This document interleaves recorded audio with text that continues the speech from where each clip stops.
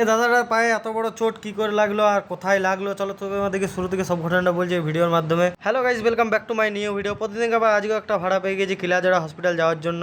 এই গ্রামের দাদাটাকে নিয়ে বেরিয়ে গেছি এখন কিলাজোড়া হসপিটাল যাওয়ার জন্য। কিছুদিন ধরে প্রচন্ড পরিমাণে বৃষ্টি হচ্ছে, তাই আমাদের জোরে প্রচন্ড পরিমাণে বান যাচ্ছে। তোমরা পলাশবন পার করে এখন চলে এলাম পুচড়া। এত খারাপ রাস্তা যে দাদাটাকে নিয়ে যাচ্ছি, পায়ে অত লেগে আছে।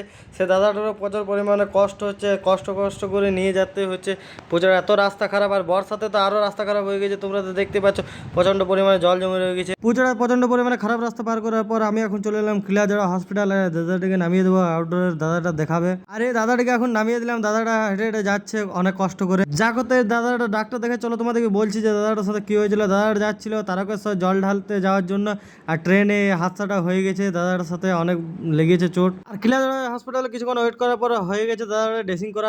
আমরা বেরিয়ে গেছি এখন কিলাজোড়া হসপিটাল দিকে। এখন পুজোটা পার করে চলে এলাম আমাদের গ্রাম। দাদাটাকে নামিয়ে দিলাম দাদার লোকেশনে, আর আমি চলে যাচ্ছি এখন বাড়ির উদ্দেশ্যে।